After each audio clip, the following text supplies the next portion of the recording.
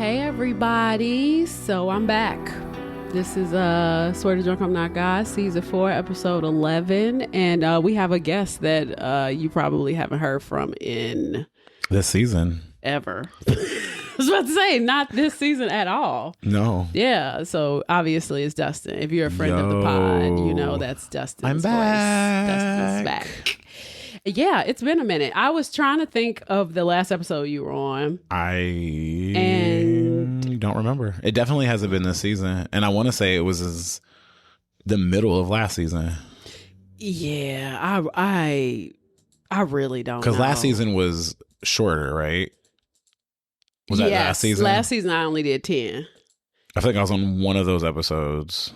I'm going to look. Maybe 2. It's funny because when I see the name, I know that you were on it. Because I listen to my episodes over and over again. Kira was on BTK. I did a lot of episodes by myself. You did do a lot of episodes by yourself last season. Okay, Idaho 4 was the end. That was Jeremy. Bobby Franks, you. That was you. Yes. So last episode you did was season 3. Wait. Yeah, I thought I was in season 5 for some reason. Because I just said 5 seasons. Yes, you did. Season 3, episode 9. So yeah, it's been like a whole season. That was on July 3rd, 2025. So welcome back. Oh my God, it's almost summer again. Thank God. I did a lot of episodes by myself last season. It was just easier to kind of like punch them out. But like Sal did Congress Plaza, Heaven's Gate, Kira did Hunt for BTK. And then I think after that, every episode was by myself. Yeah. You were by yourself a lot last season. Yeah, for sure. It was just like, I'm here. Yeah. Well, and then also you were doing them sporadically. I was. It was also winter. And I was just like, to have to coordinate and then like get everybody here. Like, do I want to deal with that? No. Yes, because I ended that season short. Flying us in is just, it's a hassle. It's flying. It's transpo. Getting transpo in here. But two, like, so my last episode, me and Jeremy did Idaho 4 in August. And then I started Congress Plaza, obviously, for Halloween. So because I cut that season, thank you. Because I cut that season so short, I think that kind of was like, I don't know, maybe it just threw me off. And I also wanted the time because I was writing. Which I'm doing that again this summer too, because I got some ideas and I cannot wait to do it. So yeah, thank you all for coming back. I think this is gonna be fun. It's not gonna be fun, but you know what I mean. It's always fun. Yeah, we're gonna make it fun. Yeah. So today we're going to be talking about the Atlanta child murders. You know anything about it? No.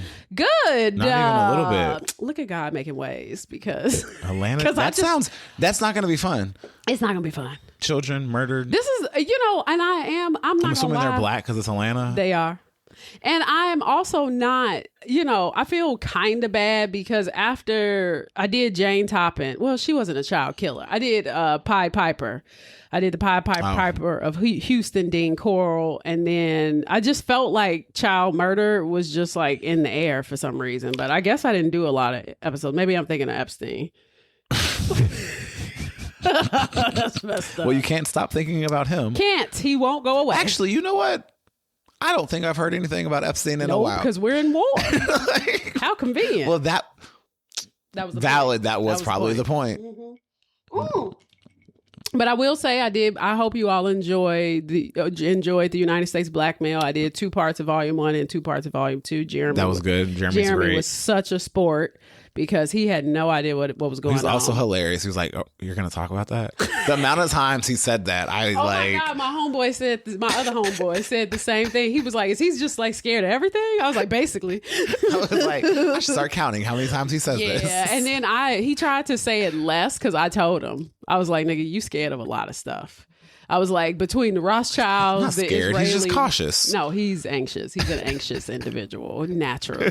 Love him though, because it was like Jeremy is, obviously been my friend as long as I've known you, but he has had, he's had a lot going on. His father passed away last December. Or December before last.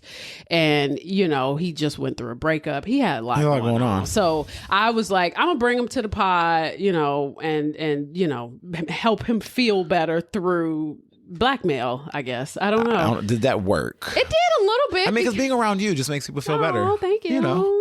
I think it did help though, because he was also very apprehensive when we did the Idaho 4, because it was his first time ever doing anything like this. So I think Idaho 4 was a good episode too. That was a good episode. A lot of people didn't like the episode, but whatever. Oh well. They were just bad because nobody liked the fact that we were roasting Dylan. Oh, but well, she sucks. I mean, she did. It is what it is. She just did. I didn't. I'm sorry. You hold me to a higher standard than you hold this girl whose 4 of her friends were murdered in the house and she ain't called the police. And I get it. Like somebody was like, "Oh, they're so young," and I was like, "Yeah, I wasn't." I'm like, "Okay, not that young." I was like, I know I'm, up there, getting there, right?" But I was like, I remember my 20s, and I couldn't imagine being in the house with you and a couple other people and all they're just dying, and I'm just like, I'm just gonna keep texting you. I'm gonna just go to bed, or then I'm gonna call somebody else to come check it out the next day. And it was 2 of them in the house. It made no sense. And she saw him and she knew something. I was like, this girl is an absolute liar. And I don't care. And I've been very, very intoxicated and inebriated, and even then, I wouldn't be like, Brittany's just laying on the floor. Yeah. I'm going to walk over her. Or even just the fact that we've all been pretty intoxicated by a multitude of substances. There's no moment that I can think of where I was that drunk that I wouldn't have at least kind of been snapped back into reality. Snapped back. It's like when you get pulled over by the cops a little bit, where you're like, uh-oh, time to straighten up. Or if there's a cop in the car and you're like, everybody relax. Chill out. I remember I had that car accident when I was really drunk. And as soon as the cops pulled up, I was like, not drunk no more. Definitely not drunk no more. They took me home and everything. I didn't get a ticket or nothing for being intoxicated. Yeah. That's so probably a little white privilege. Well, that part. Well, half white privilege. You know what I mean. But also, I just kind of feel like it's one of those moments where, it's just safe. Well, that part. I think it's also just and you're cute. I think it's just also safe to say that adults, what do Sal say? If you got time to lean, you got time to clean. If you are old enough to drink, do drugs, if you want to be grown, be grown. Be grown. That's my thing. Other than that, you need to be in the house like the Amish. Don't do nothing. The fact that you don't understand you ain't got no street smarts, and maybe she does, because I kind of think she's more implicated than she's leading on, and she's keeping her mouth shut. Well, I mean, it doesn't make a difference now. They tore the house down. They did tear the house down. Buddy in jail, and they just okay, case closed. Case closed. Kind of how this went, but we're about to talk. Let's go. Let's lead in. We've done an Atlanta episode together before. Tamala Horsford, wasn't she in Atlanta? She was in Georgia. She was in Georgia. Yep. Tamala Horsford. Yep. And this was it. This episode that made me think of that. It kind of was, yes, because the Georgia Bureau of Investigation comes up, and just kind of how incompetent they can be, and especially when it's involving a person of color. Look here, even though Atlanta specifically, even at this time in the 80s, 70s, and 80s, was very Black power, and it was that renaissance of Black people and artists and people. It was turning into Freaknik Black was happening there at that point almost. Was it? Right? Wait, wouldn't have been 80s, 90s? Was that what Freaknik was? Yeah, the HBCUs. Oh, well, that makes sense. Yeah. They probably. I don't know. I'm pretty sure it started 90s. In Atlanta. I feel like that was I think 90s. late 80s, early 90s. Yeah. This is more late 70s, early 80s. Got it. I know. Freaknik stopped right before I was old enough to think about going to Freaknik. It was over. Yeah. I would have just ended up pregnant, so I'm happy I didn't go. But I say that to you, like me too. I mean, or HIV positive. Oh my God, exactly. No shaming anybody that has HIV, but that's not. But I would be so dead, or probably on crack. Because there was that weird moment where a lot of people didn't know what crack was going to do, and then all of a sudden, I'm so glad we missed that era because I feel like, if I was 21 when crack was a thing, I probably would have tried crack. I probably would have tried it. Yeah. Knowing myself. But we say that, but have you ever tried fentanyl or heroin or meth? No, because it came out I was an adult though. Those are around before you were an adult. They just weren't popular. Yeah, so they weren't, you know, I mean, I tried ecstasy, I've done Molly. But meth was. Oh, yeah, see, but I've seen people, like, you pick at yourself and stuff. That's true. I'm a little shallow for that. I mean, and I think I was just always a little too vain for certain. Yeah, there's certain things I'm just not going to do. I see what happens to you. Why would I do meth? I'll pass. They look awful. They lose horrible. teeth. It's bad. I'm like, sorry to anybody who was previously not struggling. sorry to you. You should not do meth. Okay. It's just not one of those drugs. I'm just saying anybody who is recently rehabbed. Yes, thank you. Congratulations on your rehabilitation, but I'm happy you stopped because that is an awful drug. Yeah. It's like when you have to concoct the shit from like all Chemicals? the ingredients from under your bathroom sink, like we're done here. After I watched Breaking Bad, I was like, that's how they do that? That's why all the labs be blowing up. Like, and then you're smoking it afterwards? Of combustibles, like straight combustibles. I'll pass. Yeah. If it doesn't grow, I don't, I done ecstasy and Molly. So a lot of that stuff are like opium derivatives, though. They kind of have. They were grown. I guess. I got a real cool... Well, not meth. I got a real That's cool completely scene just lab made. Yeah, that's true. I got a real cool scene in my head that I want to write into my script that's like a opium den. I'm really excited to write it. That'd be dope. Yeah, I think that's going to be fun.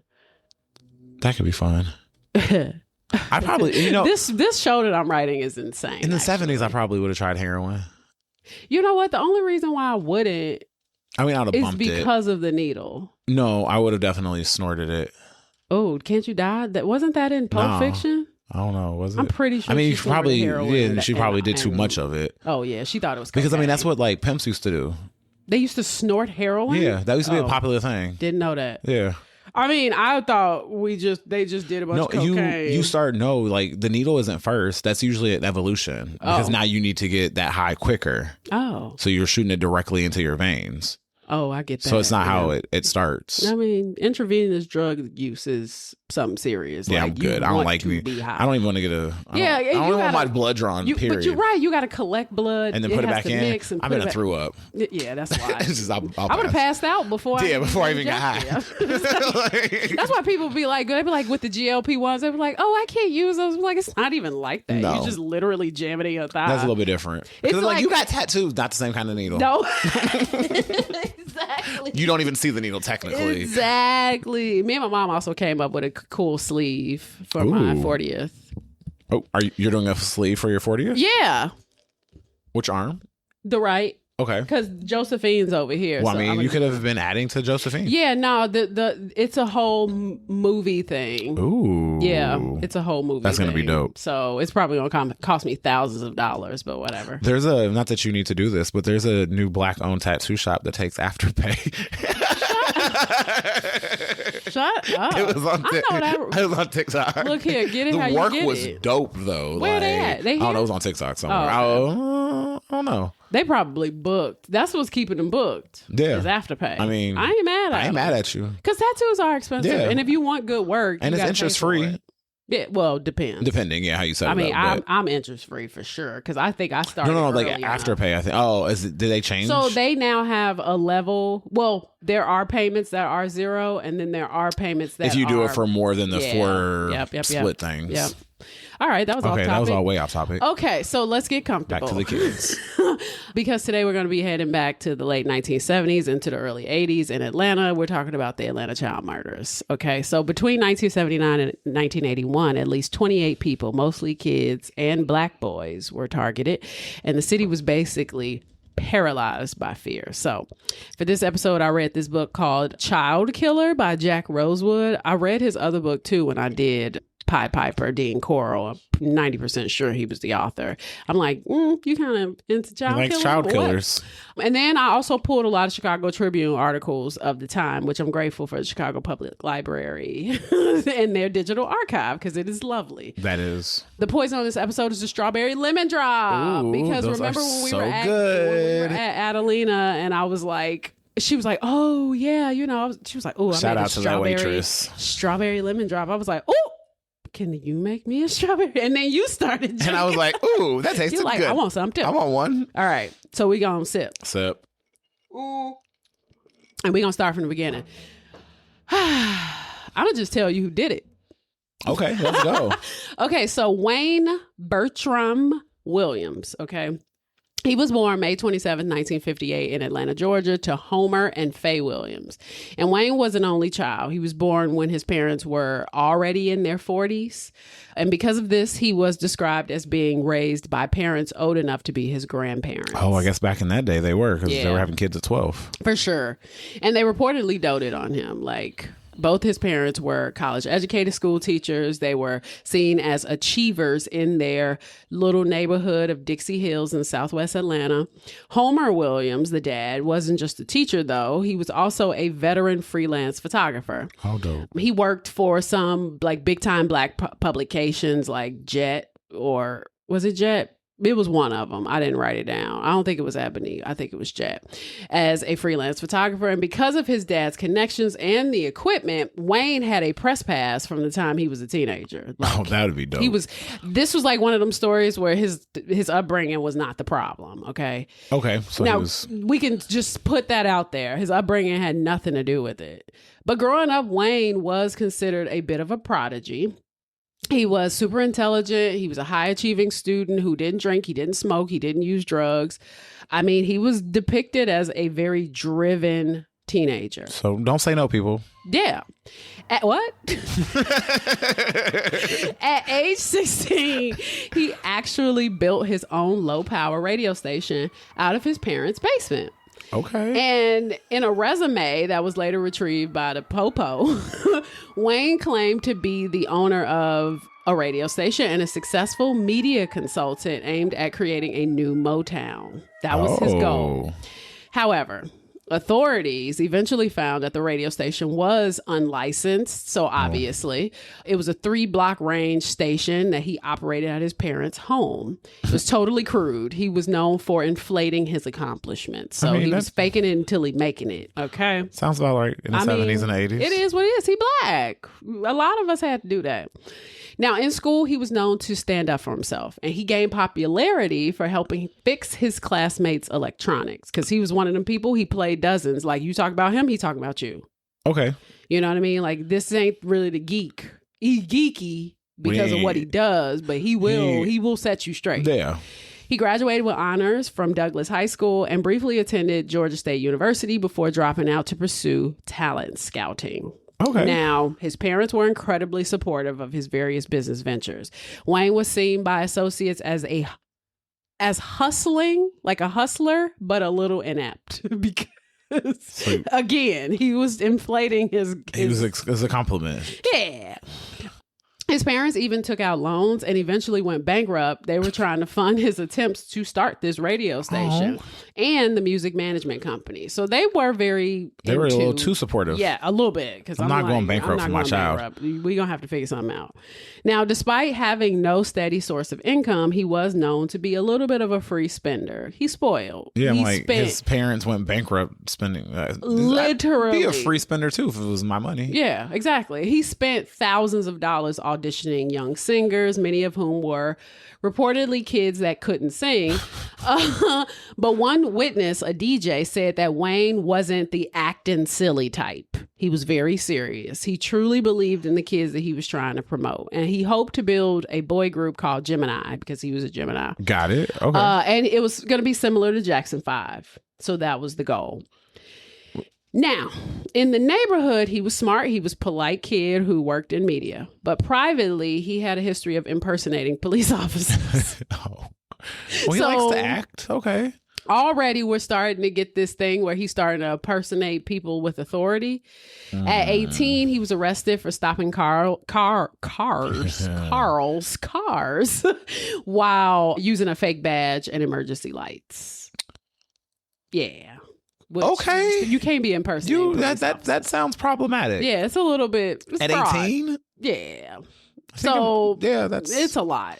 Now, like his father, he was also known to kind of be like ear to the radio buff who rushed to the scenes of like accidents. He was kind of like an ambulance chaser. Okay. Um, and he would sell the footage to news stations. Okay. So even though, professional cameramen were like, his work was kind of poor quality, but whatever. I mean, if you get the first picture of it, poor quality or not. Yeah, it's like okay, first on the scene. Yeah. Now, despite his drive, his business attempts were unsuccessful. He always tried. You got to give him credit for at least that. In Atlanta, yeah. Now, Atlanta was paralyzed by fear after the murders started. This was over 10 years after the assassination of King. And for lack of a better word, the town was paranoid. Atlanta was on the rise. It was becoming the Black Atlanta that we know today. But they successfully elected Black politicians. This was the home of Black celebrities and successful Black people. But it was still the South. And still in the state of Georgia and still dealing with racism. And still dealing with racism. Yeah. In 1979, the first victims were Edward Teddy Smith. He was 14, and Alfred Evans. He was 13. They both disappeared July 1979. Now, their bodies were discovered on July 28, 1979, in a wooded area of southwest Atlanta. Smith, Teddy, had been shot. That was the only gunshot victim, while Evans was strangled. Which was, we're going to take out one quicker than the other. Sure. It's weird though. September through October, 2 more boys, Milton Harvey, 14, Yusef Bell, who was 9, they vanished. Bell was found in an abandoned elementary school. A janitor literally stumbled upon him while he was looking for a place to go to the bathroom. He had been strangled. So he was suspect number 1. Well, I'm sure he was. And there was masking tape on his shorts. But by the end of the year, the city begins to realize that there's a predator out there that's targeting youth.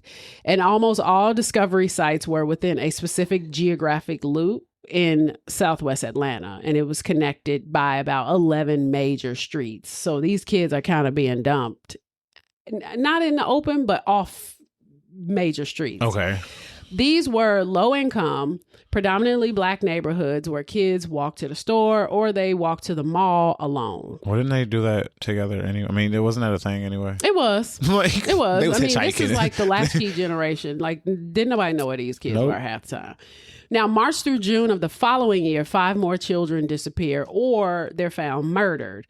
Damn. And by April, parents from the Committee to Stop Children's Murders, it was called STOP, they formed this committee because they were like, wait a minute, there isn't enough of a response. Yeah, that's because they're Black children. That part. So by July, after nearly a year and 9 deaths, the Atlanta police finally formed a special task force to investigate for missing and murdered cases.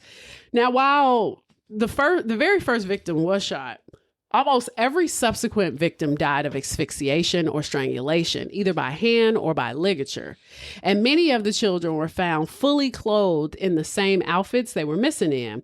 But as the investigation started to heat up, the bodies began appearing underdressed or completely nude. Oh, actually. So they were being discarded. He was escalating. In November, the FBI officially joined the investigation at the mayor's request because at this point, the mayor's like, we can't really handle this locally. And 2, we really don't want this to be a stain on the Atlanta. City we're trying to, build up. So the investigation eventually involved a massive task force of over 100 agents from the FBI, including a psychological profiler by the name of John Douglas, who I talked about. I think I know that name. Sam Little episode, I may have talked about him. I read his book for Sam Little, but he also is who the show Mindhunter. Okay, maybe that's why I know his name. Yeah. So samesies. I'm like, so Mindhunter's lead actor, the guy from Hamilton, is who John Douglas, his character is based on John Douglas. Okay. So GBI, and real quick, that show also has talks about the Atlanta child murders. Okay. It follows that. So John Douglas, GBI, and local police, they're all involved now. The pressure to find a suspect was so intense that it created an atmosphere of desperation among the officials, because at this point, people that's never good either, though. They're behind. Well, maybe they shouldn't have waited until 10 people were dead to start investigating. Exactly. Well, thoroughly investigating. By January through May 1981, the killings reached their peak. That March, Mayor Maynard Jackson That's funny. imposed a 7 p.m. curfew for minors, but the victims now included young adults as well. Oh. Now, the murders threatened Atlanta's reputation as a racially enlightened Southern hub because the victims were almost exclusively Black and from lower income backgrounds. So they thought somebody white was doing this. Many in the Black community felt the initial investigation was slow and indifferent. And there was also growing issues between the Black working class and the Black political elite. So there was also a little class, intercultural class warfare. Now, the residents accused the mayor, his administration, of prioritizing the city's business image and the convention industry over the lives of poor Black children.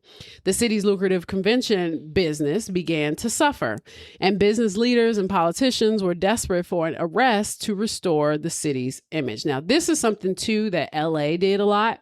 The LA Confidential era. Yeah. I talked about this on Wineville Chicken Coop Murders. I feel like I always bring that up. On the Wineville Chicken Coop murder episode, I talked about the Clint Eastwood movie Changeling.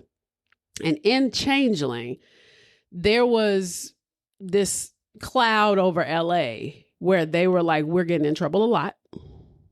And we need to figure out a way to solve this murder. And that's when they gave Angelina Jolie's character a boy, I'm like, I feel like I've seen this movie. That wasn't her son. Because they just want to be done with it. Yeah, they want to be done. So, and again, even with, I talked about it on Murder Rap too, because this came up with Tupac and Biggie. Yeah. LA was like, we always in trouble. We need to fix this now. I'm going to do an episode on the Rampart scandal too. But, you know, the Rampart scandal was a thing and we've been in trouble. We've been paying out all these lawsuits. We need a win. Yeah. And so basically, you know, Atlanta is like, we just don't want to affect the economic shift that this city is going, which I understand, but it's also like, it's a metropolitan city. You should still be at least having this run in the background. You know, even if you got to do what you got to do to keep the press under control. Keep the press under control. You should still be doing the investigation. You can't be having kids just disappearing. You can't have a serial killer just running around and you're not going to do anything about it. Exactly. I mean, because what keeps a copycat from killing more people? Yeah. So, excuse me, the city's, you know, doing its thing. Now, parents, they remained hypervigilant. The children were no longer allowed to play outside. They were not allowed to walk to school. Sounds like 2026. 100%. Go to the store alone. Some neighborhoods formed armed citizen patrols, such as, you know, the Bat Patrol and Techwood Homes Housing Project to protect the children because they felt... The evolution of gangs. Yep. Basically. Which originally was like against like white mob. Yeah. You know? So I feel like when I speak and I vibrate, it just starts bringing shit up. I feel the same right now.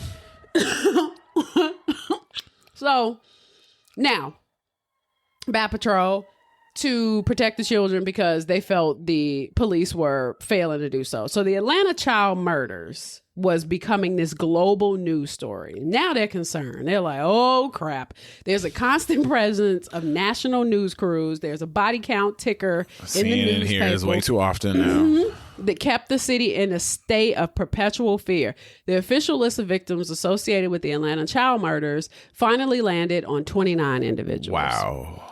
28, depending on the source.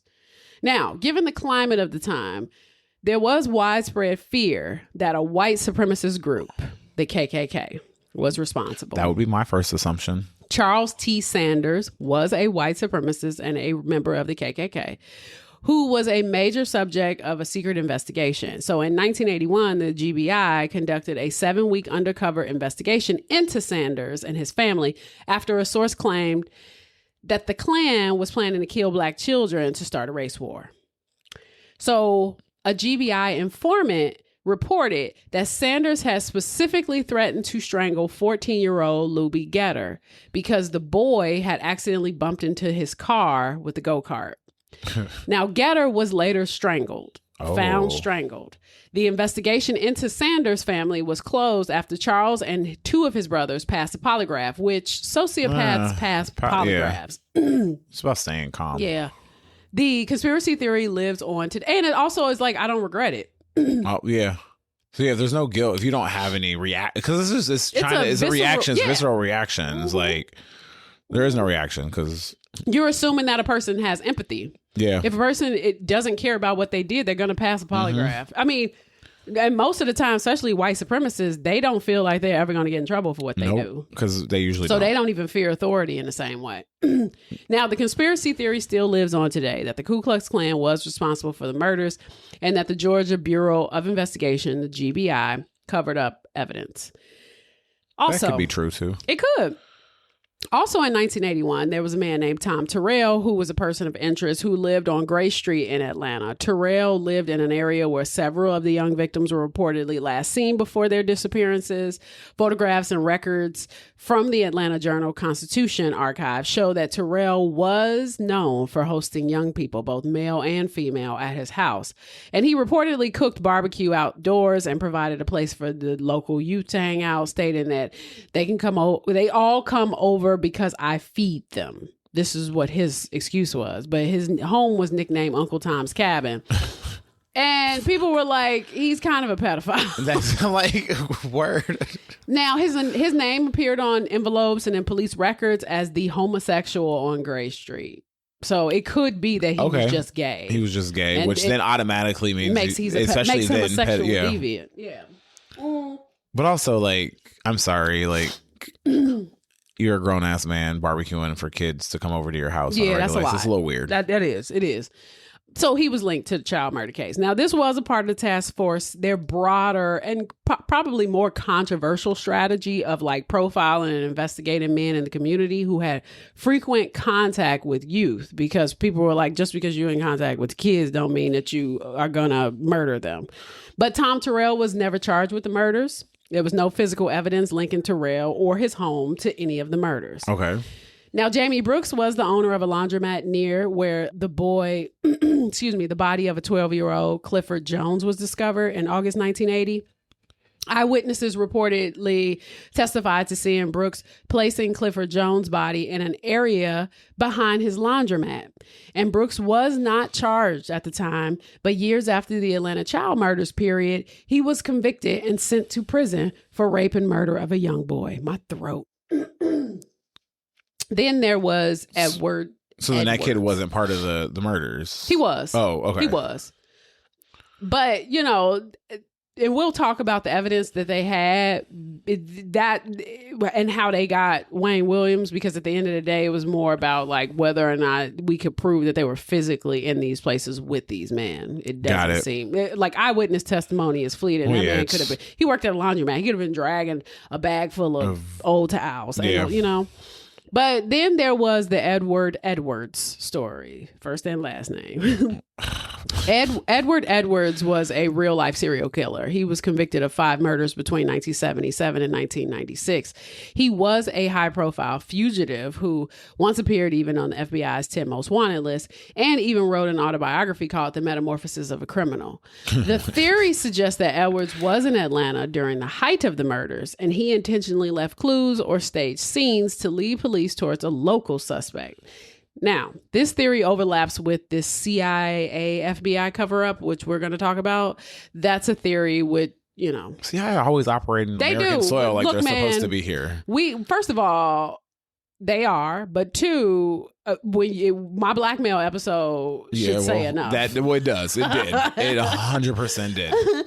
Now, this was suggesting, though, that Edwards was a protected asset or a chaos agent who was used to stir up racial tension or provide a reason for the federal intervention in major cities. So he was just a chaos agent in people's eyes. Now, theorists claim that Edwards had a signature of committing crimes on specific holidays or anniversaries, dates. So they attempt to map the Atlanta disappearances to this calendar, but there's no forensic evidence, no fibers, DNA, fingerprints, anything linking Edwards to any of the Atlanta victims.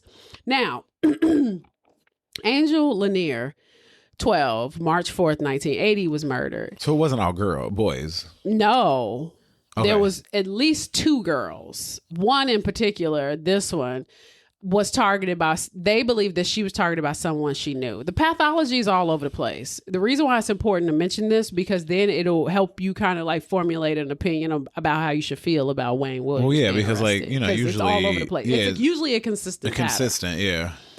Now, specifically, people felt like she was murdered by somebody who was maybe wealthy. Because of the neighborhood and the nearby area. Angel was the first female victim in a string of murders that almost exclusively were black males. So investigators believe that Angel may have been held for 7 days before being murdered, several days. This suggested that the perpetrator had like a private, secure location, like a house, a basement, rather than somebody who was operating out of a car and like just, you know. Yeah. But she was found tied to a tree with an electrical cord and a pair of women's underwear that did not belong to her stuffed in her mouth. I knew you were going to say that for some reason. It's always a sexualized signature that was absent from all the other victims. So many residents in the area believe that the killer was one of their own, or someone with the means to hide a child for days. So the medical examiner noted that there were genital abrasions, which was totally uncommon in all the other cases. Well, they were all other boys. But they weren't raped. That's there's always the expectation that, it must have been a pedophile who murdered them. Yeah. But yeah, now her case is still unsolved. But the FBI profiler primarily responsible for the Atlanta child murders case, John Douglas, was kind of a pioneer in behavioral profiling. And he, of course, is the inspiration of Mindhunter. His profile was controversial at the time, though, because it went against the public belief that the killer was a white supremacist or a member of the KKK. He predicted that the killer was black. He was like, statistically, serial killers are almost always the same race as their victims. It's very rare that. Because they can move throughout the neighborhoods unnoticed. Yep. Because, I mean, honestly, he got in a car with a white man. Yeah, you think about it, like, I don't know any white serial killers that killed just black children. Yeah, or just black people. Outside of race stuff. Yeah.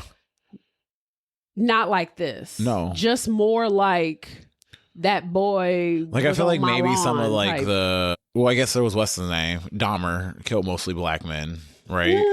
Mm-hmm. But that was more of that was what he was attracted to. That was also where he lived, wasn't it? Oh, then he lived in predominantly, that was still his area. Yeah. Now, a white man abducting black children in 1980s in Atlanta would have stood out immediately. He estimated that the offender was between 25 and 29 years old. He predicted that the killer was a loner who suffered from personal failures and a lack of power in his own life. He was using the murders to exert control and feel important. And Douglas believed that the killer was orchestrating the case, enjoying the attention of the media, the police task force. He was enjoying the attention. Like, kind of like BTK, but not as much. Douglas had advised the task force that as police pressure was increasing, the killer would change his body disposal method. He would move from wooded areas to water to wash away evidence. Now, by 1981, the FBI realized that the killer was using the river. They began staking out 14 different bridges, and the surveillance began to monitor the bridges over the Chattahoochee River specifically.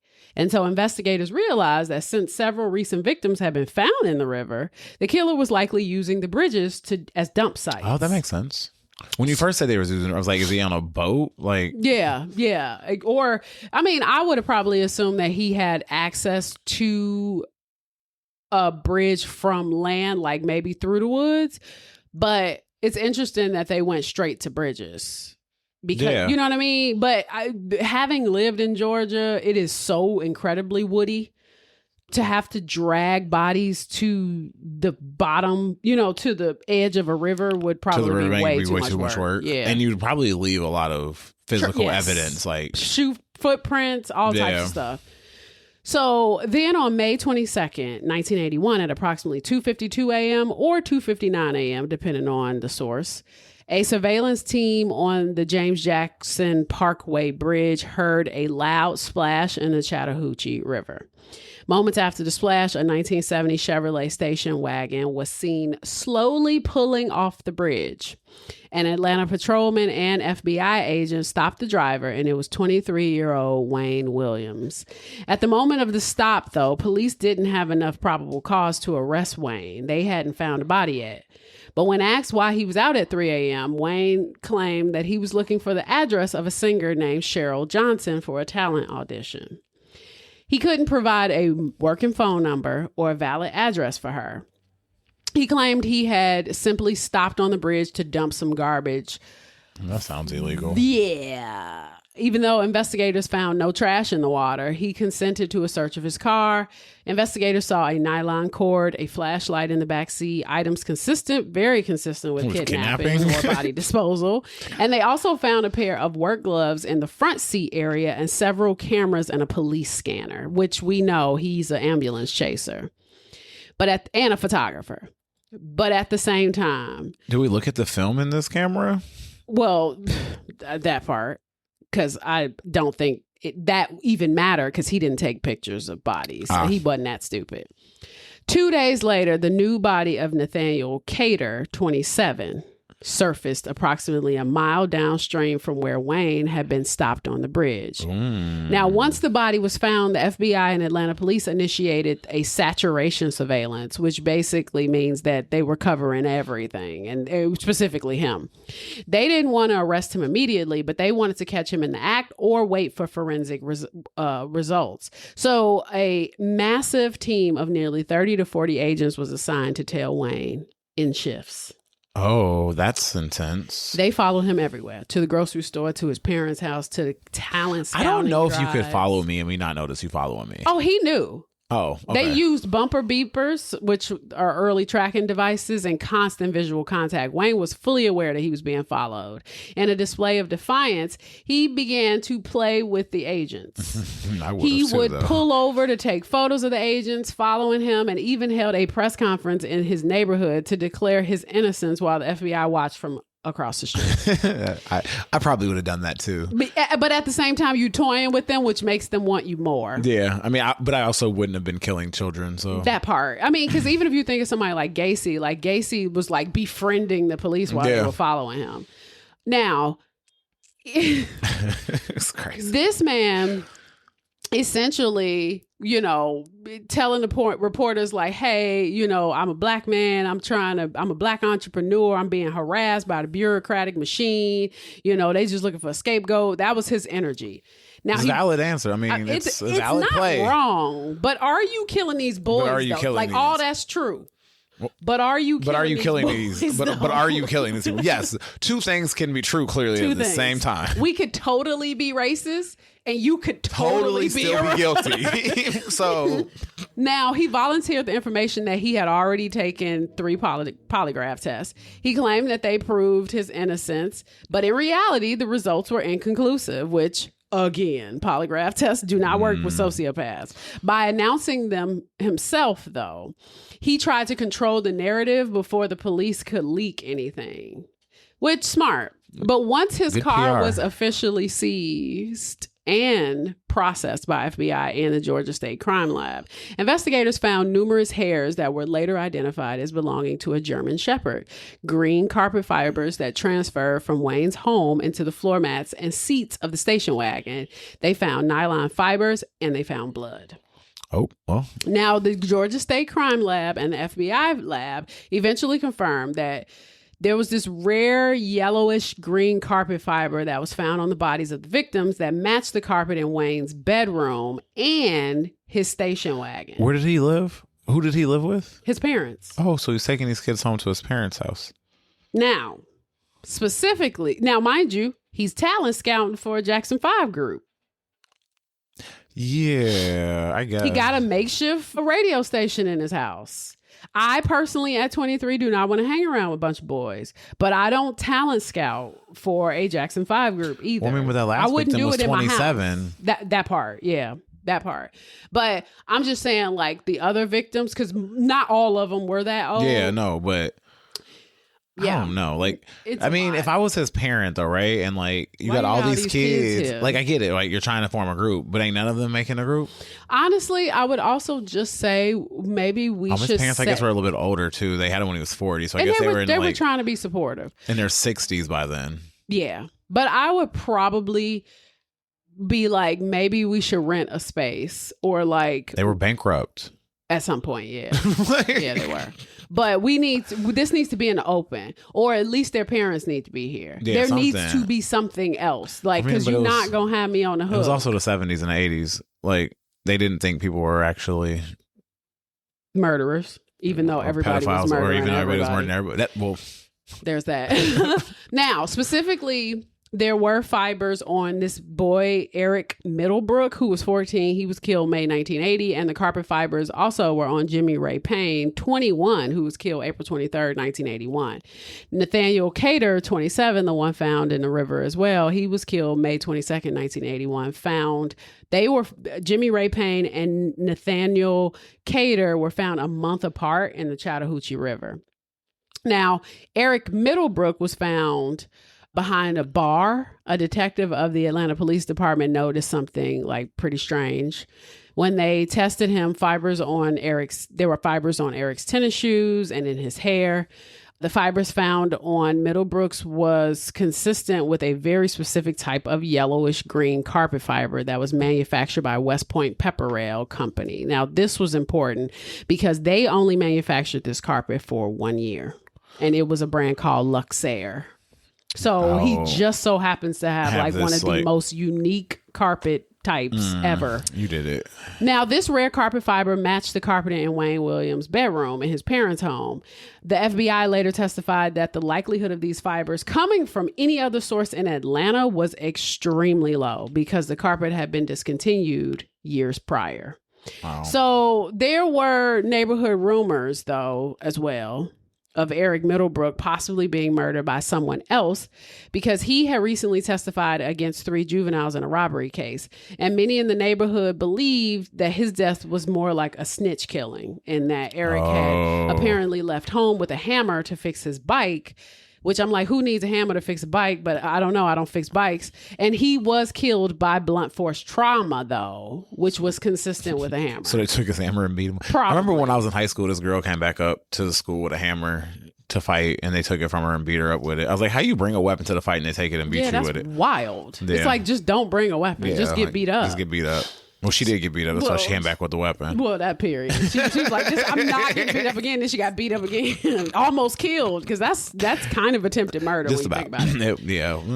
Now, even with that information, authorities feared that if they didn't move in, Wayne might kill again, or that the media circus would cause him to flee. And as we know, the surveillance had been going on for weeks, but the decision to arrest Wayne was triggered by a kind of cat and mouse game because Wayne played the night before. On June 20th, Wayne led his surveillance team on a high-speed chase through the streets of Atlanta. Now, this behavior to them was a bit erratic. It was combined with like new, more conclusive forensic evidence. So they like, wait a minute, this nigga, what is he doing? They like, we just received this information that these carpet fibers are on all these bodies. The carpet in his house, this dog hair that is his dog. This convinced the district attorney to finally authorize the arrest. They like, bring him in because he's doing too much. Wayne was initially released after his first 12-hour interrogation, but the Chicago Tribune reported that investigators privately maintained that he was their best suspect. And the overall investigation lasted 22 months. On June 21st, 1981. The only thing I hate about that, though, sometimes when they think they got the right person, they stop looking at everybody else, and then they make everything fit into that person. And that is what really this is about, because they officially arrested him, and you had all these other kids, but they were kind of like, there were consistent methods And then there were some that weren't so consistent. Yeah, I think from as of right now, my assumption he's killed some of these kids. But not all. But not all of them. Yeah, for sure. I think everybody believes that at this point. Yeah. Now, his attorney had already been notified, was present at the home when the police arrived. Law enforcement described Wayne as very peaceful, very cooperative. During the actual arrest, he was officially charged with 1 count of first-degree murder for the death of Nathaniel Cater, the one that they heard the splash and, his body washed up to. That's the easiest. Circumstantial. That was the easy one. The second charge was for Jimmy Ray Payne. That was added later. Now, after Williams was arrested for Cater, that the medical examiner changed Payne's death certificate to asphyxiation and homicide. See, this is where it gets weird. Why are you changing things? Because at first you said that his cause of death was inconclusive, and then you got Williams and then was like, oh, okay, he was strangled then. No, we not about that's not how that goes. So by 6 p.m., Commissioner Lee Brown announced the arrest during a brief news conference outside of Fulton County Jail, where Wayne had just been taken into custody. Articles from the summer of 1981 describe a collective sigh of relief. People were just happy somebody was arrested. The 7 p.m. curfew was relaxed. The children returned to the parks, but the suspect remained. The residents kind of remained like they had doubt. So they a little uncomfortable. Doubt. Yeah, because they were like, I don't think a single person who is clean cut, because they really didn't think he did it, because they were like, he's not giving murderer. Because he's not giving the stereotype of what. Yeah. Especially back then. Yes. And they were like, he comes from a good family. They were like, this is what they said though, and this is the caveat. They didn't think that somebody that clean cut could be responsible for all 28 deaths. That's what they were focused on. Well, 28 deaths in 3 years. That's a lot of killing. That's a lot of killing. To not really have a lot of evidence. Is he that good? Now, the trial didn't officially begin until December 28, 1981. The prosecution leaned heavily on microscopic evidence over eyewitnesses. Although only on trial for 2 deaths, Judge Cooper, who was black, in a controversial legal move, allowed the prosecution to introduce evidence for 10 other victims. That sounds... including Eric Middlebrook and Luby Getter, for whom Wayne was not on trial. That sounds like... illegal. I'm not a lawyer, but that sounds like wrong. It seems wrong. Now, by showing the problem was this though, by showing the same Luxair fibers and dog hairs that were present on the other children, the state argued that the deaths of Cater and Payne were part of a singular, systematic pattern of killing that was orchestrated by Wayne Williams. And FBI and state experts testified that this unique yellowish green carpet fiber and the German Shepherd hairs that were found on the victims match Wayne's bedroom and his family dog, Sheba. Now, acetate fibers were also found on the bodies that matched a specific bedspread in Williams' home. So overall, the most damning evidence involved this carpet. And this fiber. The Luxair nylon carpet fiber that was manufactured by West Point Pepper Ale Company, which was only on nearly a dozen of the victims, including Nathaniel Cater, Jimmy Ray Payne, and Luby Getter. In the case of 14-year-old Eric Middlebrook, these specific fibers were found deeply embedded in his hair, inside his high top tennis shoes, matching the carpet in Williams' own bedroom. Beyond the carpet, investigators identified also blue rayon fibers from his bedspread on Terry Pugh, who was 15, found near a highway. And these yellowish gray German Shepherd hairs from the dog were on Patrick Baltazar, who was 12, found in a wooded area behind the office park. He was strangled. And John Porter, who was 27, died from multiple stab wounds. Now, the FBI also matched this triacetate rayon fiber from the floor mats of his 1970s Chevrolet station wagon to the clothing of several young men. The carpet fiber. You got carpet fiber on you right now. Yeah, 100%. From my house. Yeah. That doesn't mean that I murdered you, though. No. I think that's the thing. And two things can be true. Maybe they were in his house. because he was auditioning. Yeah. But then like the bedspreads, like the carpet fibers is fine. I mean, okay, I've pet your dog. Yeah. Maybe your blanket fibers have gotten on me. I mean, if you sat on my bed. Not today. Yeah, not today. But I mean, but if you picked up Luna and Luna had bedspread fibers and they got on you, that's transfer. I'm just like, is this enough for real? For real? Like, don't get me wrong. It's super circumstantial, but I think the bigger issue is the probability of all of these dead boys. Yes, having the same. Your carpet. Yeah, that's a little random. That's not. But now I'm questioning though. Like, I mean, we're changing, causes of death. Yeah, it's all over the place. Do we? Now, he could have panicked. There could have been moments where he just snapped. I don't know. But again, I'm with you where I feel like he probably did some. He just didn't do all. Yeah. And the fiber ones may be the ones, but I don't know. Now, I want to say this. Porter didn't fit the victim profile, obviously. He was an adult. He was an ex-convict. And he didn't fit the MO because it was a stabbing versus a strangling. Yet he was still bundled in all this forensic evidence against Williams, which to me is just categorically unfair. But the Tribune detailed how the prosecution dismantled Wayne's alibi as well, because he claimed that he was out at 3 a.m. He was looking for this singer named Cheryl Johnson, but the investigators proved that the phone number he gave didn't exist, and the address was a cosmetic shop where no one knows her. Now, what I thought about was like, did he meet this person, try to recruit her for talent, and then she gave him fake information? It was like, I don't know, because I've given fake numbers how much to niggas easier was it time. back then? Like, it's not like your cell phone's on you or they're gonna call you right then and there. Right, like I could give a fake number to anybody if I don't want to be bothered. Yeah. Fake name, fake number. Maybe he's a little creepy. So also, don't ask me why I'm outside at 3 a.m. I'm outside because I'm outside. Yeah, and that was his thing too. He was like, I like to kind of like operate at night. Like, I like to move around. I like to take long night drives, things like that. Yeah. But yeah, I don't. We'll talk about this more. But so Wayne also, because this is what I will say before I lose it. I think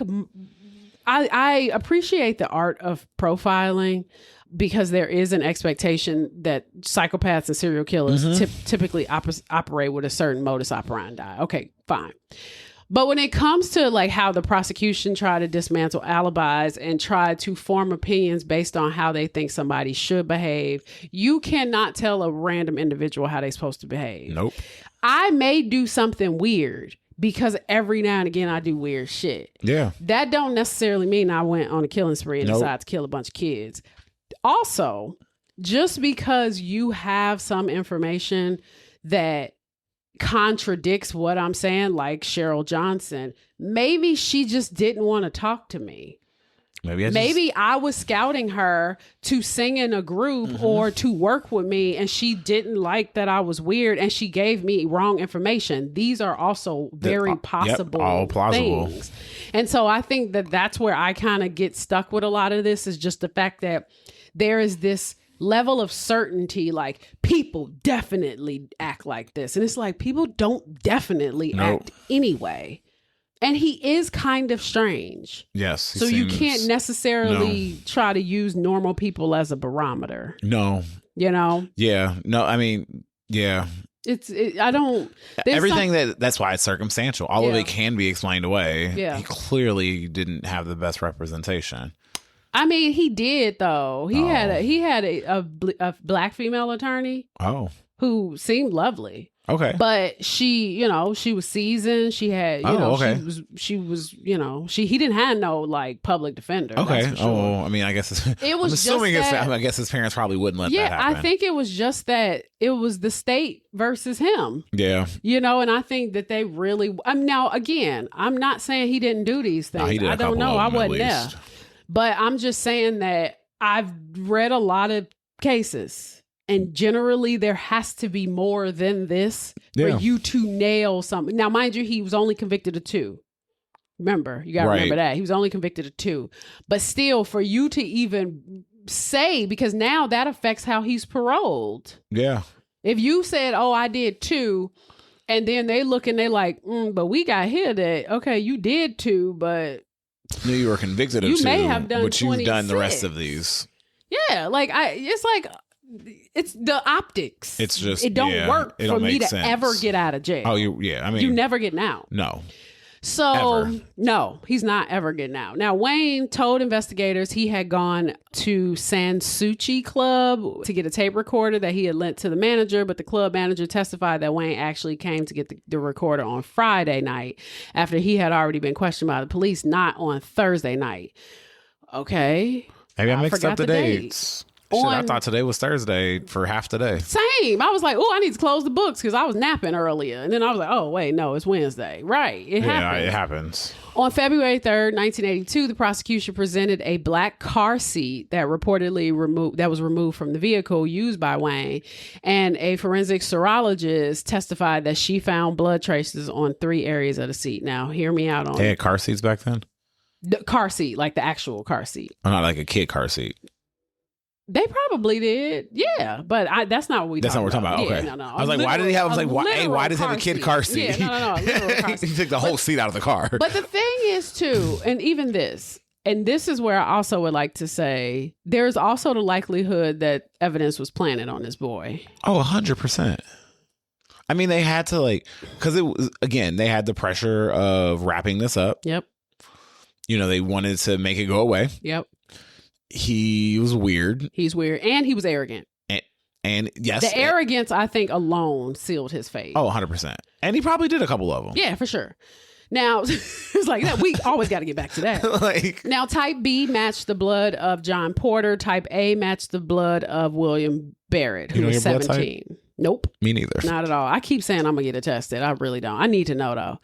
Like many others, because you can modify your diet based off your blood type. Ooh, I didn't know that. Yes, that's why I keep wanting to get it, because my boss, she actually gave me the book, How to Eat for Your Blood Type. Interesting. Yes. Now, like many others, Barrett was killed by strangulation. He was found on a curb in a wooded area, but since the body was 2 to 7 hours old, the trace evidence hadn't been degraded by the elements. So Barrett was the first victim found with puncture wounds that medical examiners believed were inflicted with a knife after he was already dead. Now, I want to say this too. I'm not sure if it's him. I can't remember, and I didn't write about it because I didn't dig too deep into it. But there are a couple of conspiracy theories, and I will talk about this part of possible puncture wounds like needle marks. And some people, and we'll get there, but it gets a little weird. Interesting.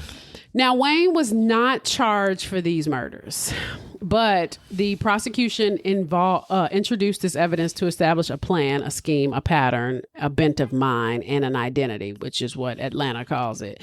It links Wayne to a broader string of murders beyond the 2 that he was officially charged for. But it was eventually acknowledged that while the blood types matched the victims, they also matched the blood types of a lot of other people. Experts could not definitively say when... because they didn't have DNA testing yet. No.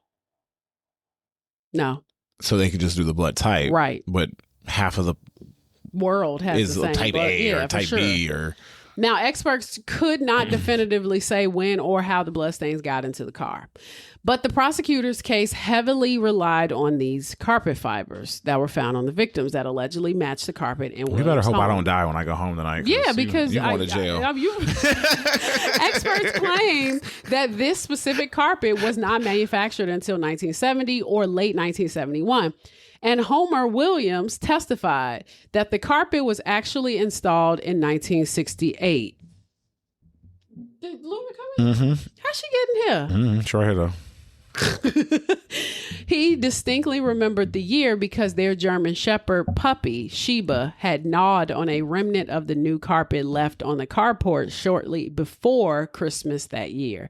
If the carpet was indeed installed in 1968, it could not be the same Wellman fiber carpet that the prosecution identified, which would weaken the physical evidence that was linking Wayne Williams to the victims.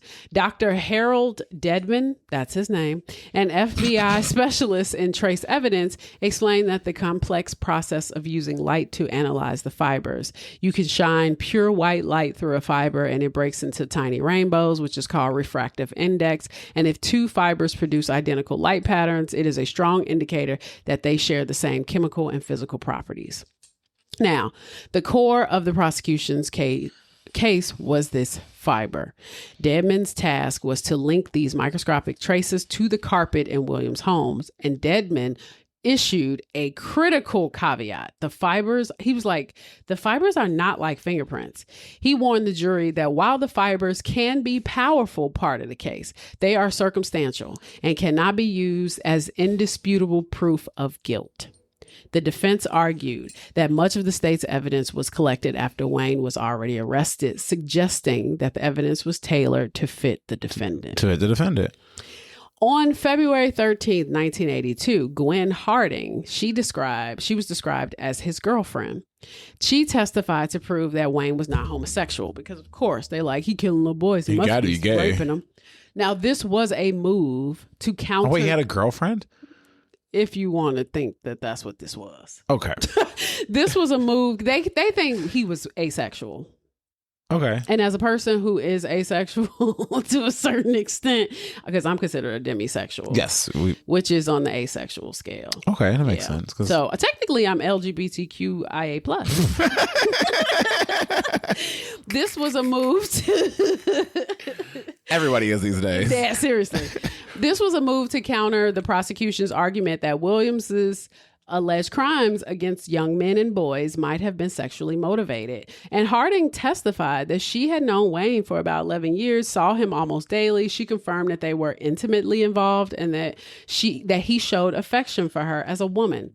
But during cross-examination, the prosecution questioned the validity of her relationship, noting that you haven't visited Wayne once while he was in jail. Well, because he's in jail. She said, the authorities wouldn't let me. Well, then there's that. So while the state did not explicitly argue that sex was the motive for the murders, they introduced the witnesses who alluded to Wayne making sexual propositions to young men, because a witness named Robert Henry testified that he saw Wayne and Nathaniel Cater, the 27-year-old that was in the river, holding hands and walking together outside a theater on the night Cater disappeared. Wayne did not like that allegation. He responded violently in court. Oh. He got a bit of he got a little bit of a temper. Yeah, he got a temper. And two, I think it's a little Napoleonic because he's 5'6". Meanwhile, that is also a misnomer because turns out Napoleon was 5'10". Really? Yeah, he wasn't short at all. So why are we calling it a Napoleon? Rude. I've always just assumed he was 5'4", 5'4". Nope. He was average. He was actually tall for the era. I was that was. Yeah. He was He was my height. Yeah, crazy. Learn something new every day. I was so we just been slandering this man for no reason, calling him short because he had a big energy. Interesting. Crazy. So a big issue was whether or not Wayne hated black people. This came up because the prosecutor case rested partly on the theory that Wayne felt that, quote, hate for poor black street kids. Because he was from a more affluent. Kind of like when I did my Two Gun Pete episode, where Two Gun Pete was kind of a cop. He had money and then he started just harassing poor black people because he knew nobody cared about him. Yeah. It was his way to just get out his frustrations. And they say that this is probably another good episode. Thank you.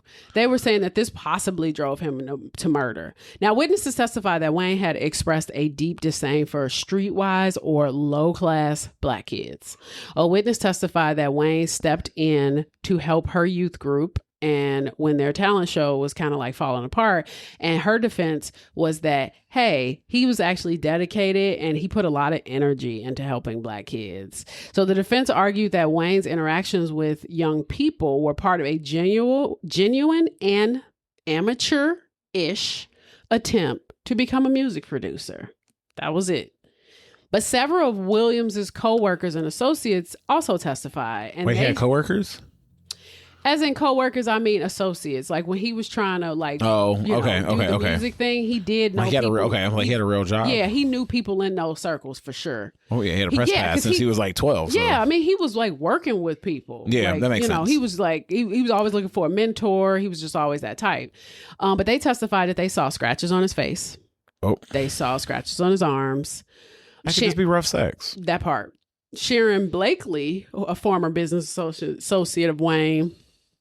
She testified about a conversation she had with Wayne shortly after the bridge incident on May 22nd, 1981, while he was under 24-hour surveillance. She said this, quote, Wayne, before you get hurt, would you confess? The game has got to stop somewhere. If they get enough evidence on you, will you confess? He said, yes. Oh. This is what her testimony was.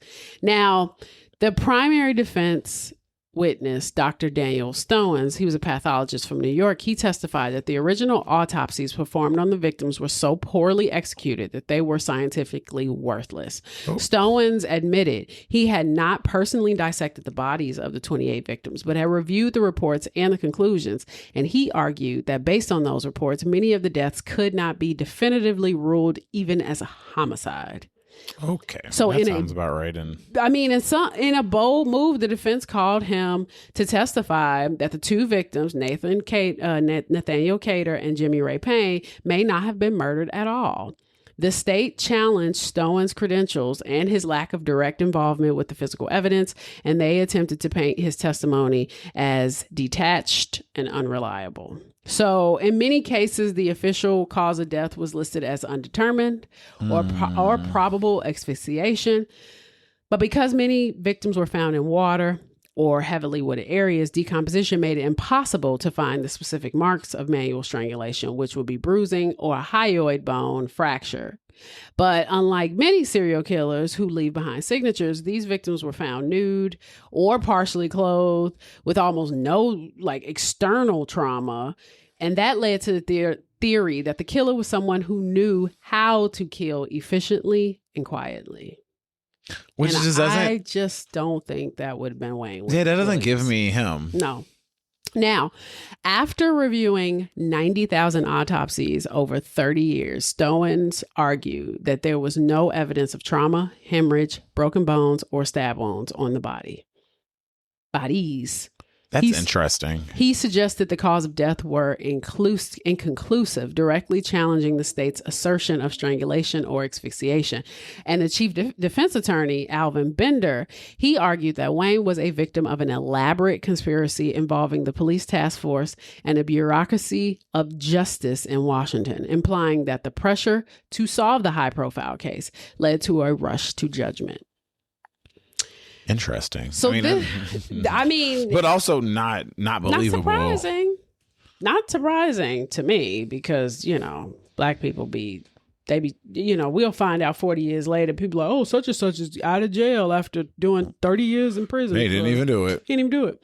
This only helped further perpetuate several conspiracy theories that the body's organs were stolen in sex trafficking organ operations, or that the boys were taken by the government for experiments. Now, the CDC is located in Atlanta. And during the height of the murder, so between 79 and 81, several victims were abducted from areas that were relatively close to the facility or the Emory University campus. But because the victims were almost exclusively Black children and young men from lower income backgrounds, there was this deep distrust of government medical institutions because the historical trauma of the Tuskegee syphilis study led some to believe that the children were being kidnapped for secret medical experiments or biological testing. So if you don't know what the Tuskegee syphilis study was, it was conducted by the U.S. Public Health Service in collaboration with Tuskegee Institute in Alabama. And researchers recruited 600 Black men, 399 who already had syphilis and 201 who did not. Most were poor sharecroppers who had never been that never even been to a doctor or saw a doctor before. And the men were never told that they had syphilis. Instead, they were told that they were being treated for, quote, bad blood, which was a local term that was used to describe a lot of things. But by the mid-1940s, penicillin became the standard treatment for syphilis. And instead of treating the men and ending the study, the researchers actively prevented the participants from receiving penicillin. And so they wanted to continue observing the long-term effects of the disease until the men died so they could perform autopsies. That was just so fucked up. So messed up. And many participants went blind. They became insane. They died from advanced syphilis. Needless to say, they unknowingly passed that part. They unsuccessfully passed the disease to their wives and their children. The study continued for 40 years until a whistleblower leaked the story to the press in 1972. You know what? That's crazy because there's still no cure to syphilis technically. No. Like, it's just a treatment. Yeah.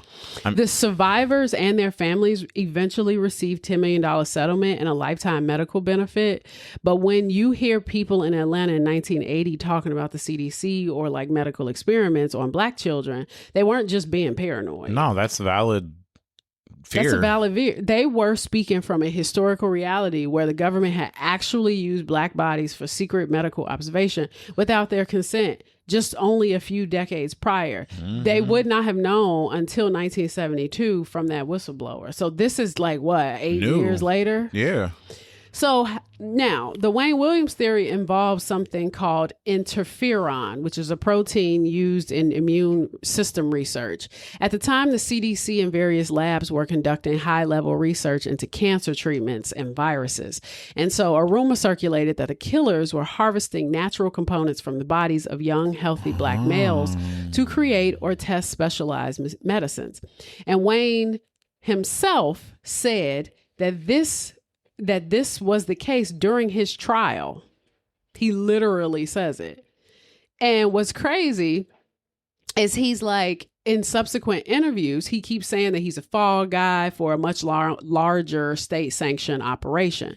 But the theory suggests that the government needed a local suspect to stop the racial unrest in the city, because if they found out that this is what was going on, they would have freaked out about it. The community would have freaked out about it, and it would have led to an uprising. So they felt like a local, pinning it on a local guy would have been good enough. Now, law enforcement and the FBI have stated repeatedly that there is zero physical or testimonial evidence linking the CDC to any of the victims. And would there be? Hence the secrecy. But, I mean, moving on. Right. I just... Yeah, it's like I mean, as you know, that's the whole point of it being a secret. Yeah, I mean, and now along the same lines, there is a theory that Wayne wasn't a lone actor, that it was a COINTELPRO style. There had to be, even if he did do it, there had to be somebody else helping with him. Yeah. But that there was a COINTELPRO style type situation that was used to cover up a much larger intelligence operation. Now, as a teenager, Wayne was a radio prodigy. He built his own pirate radio station. That is kind of cool, though. It is cool. He was also known to carry sophisticated police scanners and surveillance equipment. But some theorists argue that a 23-year-old freelance photographer wouldn't have the technical skill or the high-end equipment he possessed without some level of federal training or equipment drop. Now, Wayne presented himself as a talent scout or a music promoter, we know this. But the CIA theory suggests that this was actually a front for identifying and recruiting young, disenfranchised Black men for government projects. And some people believe that Wayne may have been a subject or a participant in remnants of the MK Ultra style behavioral modification program, which was explaining his detached demeanor and his ability to pass early polygraph tests. And I am not lying to you. These are the theories. But he, at 23? But also at 23, is he sophisticated enough to commit 28 crimes without leaving any real physical that's my evidence? thing. That would make him a super spy. How are you not leaving? I barely could sneak out of my parents' house at 23 without getting caught. Thank you. I mean, not that I technically had to sneak out, but still. I mean, that to me, it requires a high level of skill to a certain extent. Not to a certain, that's a high level. That's a high level of skill. Yeah. Now, if you don't know what MK Ultra is, MK Ultra was a top secret illegal human experimentation program that was run by the CIA from 1953 to 1973. So for 20 years, the goal was to develop techniques for mind control, brainwashing, and information extraction to be used against the Soviet Union. I'll say it was like the Soviet, right? Yeah. Cold War. But the program was led by this chemist named Sidney Gottlieb and involved over 149 sub-projects. The method was horrific and conducted without the subject's knowledge or consent. And there were massive doses of LSD, heroin, morphine, mescaline. They were administered to expendable subjects, prisoners, mental patients, and even CIA agents themselves.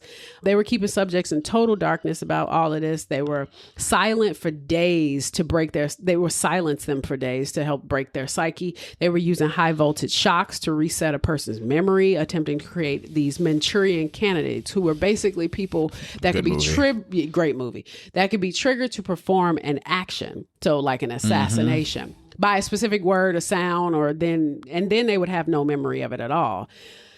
In 1973, the CIA never actually worked. Yeah. Or to our knowledge. Well, there are a 100%. lot of people that, think like Manson was MK Ultra, and, a lot of those like early people were MK Ultra. Okay. But it was also because of the types of drugs that were just being released on the street. Like, why did people have so much access to LSD? I mean, why not? Wasn't that like that's what I'm saying. But wasn't LSD like weren't people using just LSD recreationally back then? Wasn't that like a recreational drug? Yeah, but I'm just saying, like, if I'm not mistaken, LSD was created specifically for a purpose. Just kind of like Molly was created specifically to help couples talk in their marriages. Yeah, like, you know what ecstasy I mean? And Molly, ecstasy was like, what is it? Because it's MHMD is the MDMA. MMDA, yeah. Like. And I mean, honestly, like there are drugs that were created specifically for government projects that were unleashed onto the world. So if we're talking about from 1953 to 1973, that'd be around that time. Yeah. Now, I will say in 1973, the CIA director Richard Helms, he ordered all MK Ultra files to be destroyed. He wanted to hide the evidence, but there was a small cache of documents that survived and was discovered in 1977 that led to a series of Senate hearings called the Church Committee. Now, theorists point to the other program figures like Whitey Bulger, Charles Manson, Sirhan Sirhan, that was the assassination of Robert F. Kennedy, or Ted Kaczynski. He's another famous one, the Unabomber that they think is MK Ultra. They argue that the Wayne Williams' background in signal intelligence and his demeanor fit the profile of a behavioral asset. Now, the theory suggests that the CIA or the FBI selected Wayne, a black man who already hung out with the victims, to be the face of the crimes, to provide a neat resolution that would pacify the black community and protect the city's image. But if a white supremacist group like the KKK or a government entity had been outed as the killer, the resulting race riots could have destabilized the entire But like country. Also, if the KKK was doing this, they would take credit for it. They sure would. Like, now, they are some literally a terrorist government organization, maybe not. Yeah. Well, probably not. Yeah, most likely. Absolutely, actually wouldn't. Yeah. But the KKK? Yeah, they would take credit for it. They would take credit for it. 100%. Because they would have wanted to incite the race Or they would have riot. been smug about it and just waited for you to prove it. No, because they wouldn't their whole... Because they still don't want to go to jail. But no, but their whole mission was to start a race riot. They wanted to start a race riot. 100%. So, like, why would they not? I mean, maybe... I feel like... it's like, why would... Yeah, why would they not take credit to start the race riot? Yeah, for sure. No, that's true. I mean, they're basically like ISIS. Yeah. They're a terrorist organization. They are a terrorist organization. So, now... Then Wayne began to make the claims about the night that he was stopped on the bridge. He was starting to give conflicting stories. Can't keep his story straight. No. And he was starting to kind of say, I don't know if he was just like hearing what was on the streets about him, but if you watch interviews of him and they ask him if he was a government asset, he refuses to comment on that. Oh. That's interesting. Now, because if I'm not, I'm not. Right. Now, he and his support, I would probably, I mean, it depends on whether or not you want to get out of jail or not. But I would probably just be like, okay, I'll give you credit. That's a little ridiculous. I am not a government asset. Yeah, that's stupid. But he kind of like leans into it a little bit. It's like, I can't really talk about that. I mean, he could be playing. But I mean, I guess also if you know you're guilty. He's very unserious to a certain extent. I'm gonna be honest. Yeah, but I mean, also if I know I'm guilty, why not play into it? Sure, it's all a game to me at this point. I mean, it was always a game to him. He led them on a wild. Well, there's that part. There's that part. So then he and his supporters hinted that he was actually performing a task for the government and that he couldn't legally disclose it. But in various interviews from prison, he leaned into the idea that he was a pawn in a larger game involving the alphabet agencies, so CIA, FBI, CDC. But many investigators and later his defense team, they noted that most of the bodies were cleaned of physical evidence or they were dumped in a way that suggested that somebody professional disposed the bodies or that counter surveillance or had counter surveillance training. But the CIA theory suggests that this level of cleanliness is inconsistent with a disorganized serial killer, but it just doesn't make sense with a trained operative. Yeah, no, 100%. Like there's just no way. Some untrained, no medical. Like I could see if he went to like medical school or, his parents were even doctors, but they're photographers and teachers. And all you got is carpet. All you got is carpet. He didn't roll nobody up in no carpet. No. Well, I mean, they got the dog hairs. But still. Again, you got dog hair on you now. 100%. I promise you do. Oh, 100%. When Wayne Williams took the stand, though, in February 1982, it was the most anticipated moment of the trial. And by most of the accounts, it was the moment he lost the jury. Oh, that makes sense. Because you should never go and testify for yourself. Well, he could testify, but you should never represent yourself. Well, I would, if you know you can't be composed, I'm not putting you on the stand. Yeah. But people are going to want to hear from you. They're going to want to know, like, nigga, did you do this stuff? Are you going to be empathetic? Are you going to He began composed. He was articulate. He was, acting like a young professional. But under the pressure of the prosecutor, that ended very quickly. Well, because the prosecutor was probably pissing him off. They baited him. They were mocking his failed business ventures. So they were hitting his ego. They were calling him a failure who killed children to exert the power that he lacked in real life. And it worked. And Williams became visibly agitated, and his voice got loud. He began snapping at the prosecutor. Makes sense. He was calling him a fool, a liar. Jack Mallard, who's the prosecutor, he leaned in and asked if any of the victims had scratched him while he was choking the life out of them. And Williams lost his cool entirely. He fired back the infamous line, "I'm about as guilty of these murders as you are. If you killed them, then I killed them." Well, I mean, usually I feel like typically when I guess this is TV, but usually when you start baiting somebody like that, they break down and like tell on themselves. Sure. Not keep denying. Yeah. I mean, it depends on the pathology. Yeah. Now, reports from the time noted that the jury seemed put off by his arrogance and his lack of empathy for the victims.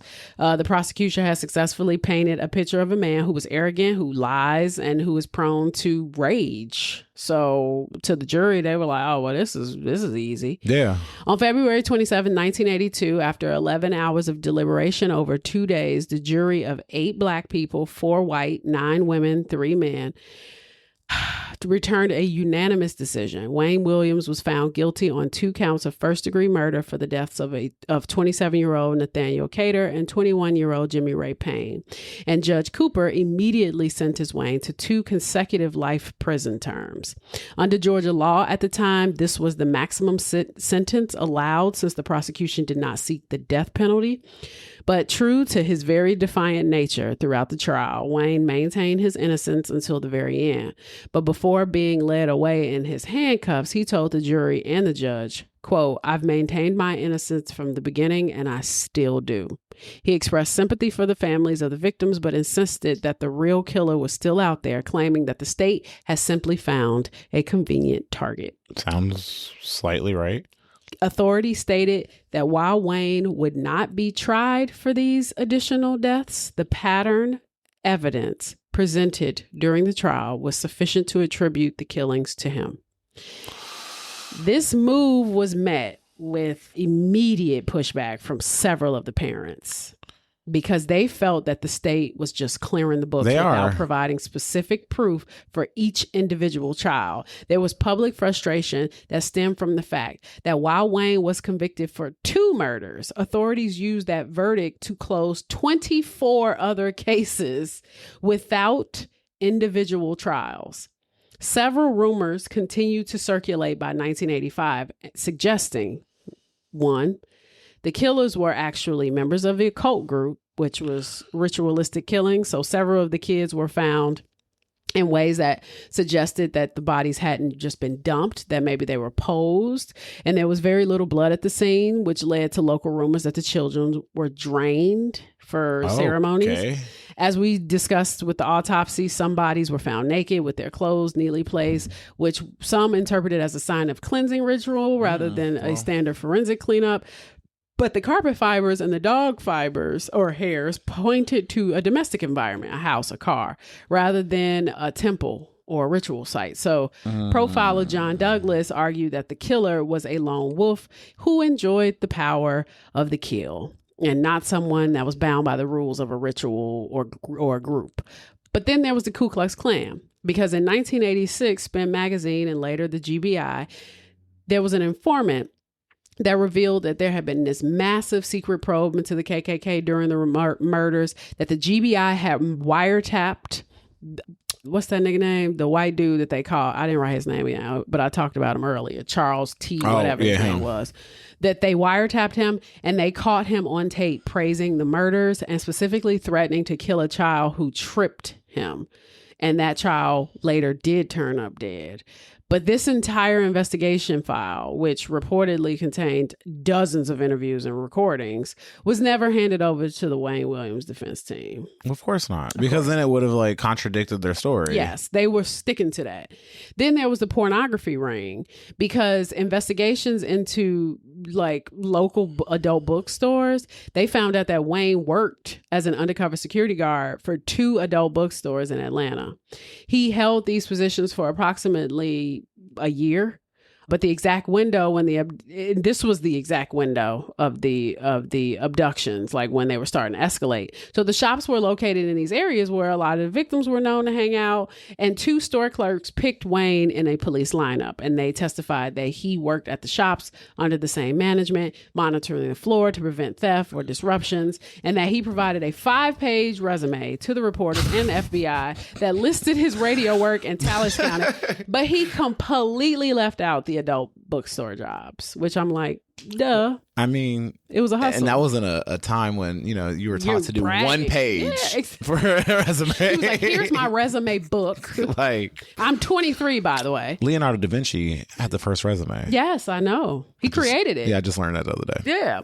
The Atlanta Police Department as well was another theory because of the cover-ups. Wayne was convicted of killing 2 adults, but within days, the Atlanta Police Department closed the files on 20-something children, attributing them all to Wayne despite having no physical evidence for them. And so the critics in DeKalb County, including the police chief, argued that this was a convenient way for the department to clear its books. That makes sense. That was pretty much it. It was getting expensive, and they all right. It was causing chaos, and people are terrified. So some community members just felt that Wayne was a scapegoat who was used to protect the city's image and stop the bad publicity that Atlanta was receiving. And Ruby Jones, who was the mother of the victim, Jimmy Ray Payne, she expressed a sense of relief, saying that she was satisfied that the jury finally came up with something. That's basically what she said. That's crazy, though, because just to be like, oh, they came up with something. Mm-hmm. But was it the person for real? But she admitted it, too. She was like, but I hope they got the right person. And then there was the mother of Yusuf Bell, who was 9. She has been an activist throughout this whole thing and that was from the very beginning, because she remains one of the biggest skeptics. She said, quote, "The Atlanta tragedy is not over. We got Wayne Williams in jail and the killer is still on the streets." She believed that the prosecution's case was built on lies and innuendos. Wayne's own mother didn't even attend the verdict. From her home, she maintained that her son's innocence. She was like, "Look, he's my miracle child." Oh, right, because they had them later, which means there probably wasn't issues with why they couldn't have children for them to wait so long in life. And she was like, the real killer is just like laughing at all of this. But like also, I mean, I think with 28 people, it was multiple people killing people. Yeah, for sure. And if it was just one person and he didn't do it, they wouldn't stop. 100%. Because clearly if you killed that many people in that amount of time, you have no impulse control. And that's the other thing too. Is like, okay, so if he's not the real killer, the killing stopped. Yeah. But Homer and Faye Williams, they got cited by the judge during the trial for contempt after they participated in a weekend radio talk show to complain about the state's evidence and how unfair the trial was. You can find me in contempt when I'm not in your court. Yeah, because technically you're not supposed to be speaking about it while it's active. Why? I guess. I ain't part of the... I mean, that's your son. You shouldn't even want it out there. But I guess if you feel like it's unfair and it's unjust, you are probably going to want to speak on it. But they publicly labeled the judge and Uncle Tom, accusing him of betraying his own race to serve the interests of a white-dominated political establishment. The father thought that the consecutive life sentences was a death sentence to his family name. He was incredibly disappointed. New Atlanta Mayor Andrew Young, because he came later, he was 1982 mayor. He tried to validate the legal process by stating that, hey, at least he got a fair trial. It's like, did he though? He got a fair trial. He can get a fair verdict. That while acknowledging that Wayne would now bear the burden of responsibilities for the community's healing. But Wayne maintained his original story to this day. The night of the splash, all that other stuff, he was like, look, I was out late trying to find that singer. I planned the interview the following morning. He claims now that he didn't toss anything in there. It was like, but you told him you tossed in garbage. Oh, that's what, So like if his story would have stayed consistent, I would have believed him a little bit more. Because usually like over time things are changing. So yeah, I mean, and even when I was watching a couple of old clips, one of the jurors said that when they went to the bridge, because at first like they took them to the bridge. Yeah, and it was like 5. Y'all couldn't see me roll my eyes, but... right. He's like 5'6", and so Wayne is. And so they were like, at first they were like, can he even pick up a whole person and throw them over the bridge? Because he is the size of a 2-year-old. A 7-year-old. Who was a white woman. She was like, when we went to the bridge, she was like, it was pretty low. So she was like, if you wanted to, and the person is dead, I guess you could. No, because when you're dead, isn't it even heavier? Yeah, it is. But they did say he was super strong. Oh. Yeah. So sometimes short people be strong. No, they do. Midgets. I mean. Wow. Small, little people. Yeah, those. I don't know what the PC word is for that nowadays. Small, little people. Okay. Or, a dwarf is not really the same, but. No, I think that's like a really little person. Yeah. Now, in March 2019, then Mayor Keisha Lance Bottoms ordered the Atlanta Police Department, the GBI, and the Fulton County District Attorney's Office to re-examine the evidence from 1979 and 1981 murders. Her goal was to use modern DNA technology, which didn't exist in 1981, to provide final concrete answers for the families, and many of whom still don't think Wayne did it. Or at least not that he was the sole killer. The investigation is still officially active. But in October 2021, APD, Atlanta Police Department investigators, hand-delivered decades-old DNA evidence to a private lab in Utah that specializes in deteriorated DNA. Because the evidence is over 40 years old and was not originally stored with modern forensic standards in mind, that, extracting these like old profiles were difficult. Yeah, that makes sense. So the mayor's office confirmed that the investigators successfully extracted DNA from 2 specific cases. However, They have not publicly identified which victims these samples belong to, or if they match Wayne Williams or any other suspect. Because they don't. Right. They have been reanalyzing fiber evidence and cold cases from 1970 to 1985 to see if the pattern started earlier or continued after Wayne was arrested. So as of late 2025 and early 2026, no new charges have been filed. Today, Wayne Williams is still serving his time in Telfair State Prison. He's 67. And in November 2019, he was denied parole yet again, and he won't be eligible to try for release until November 2027. Also like next year. He's been in jail for 40-something years. Wow. And that's the story of the Atlanta child murders. Wow. That's a lot.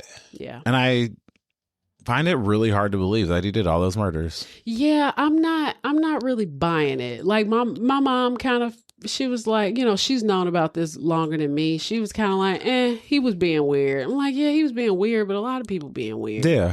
And two, like, I can see him doing a couple for sure. I can see him doing the 2 they got him for. Yeah. But, just 28? Yeah, 28 is a lot. That's a lot. And mind you, it was going on from about 1979 to 1981.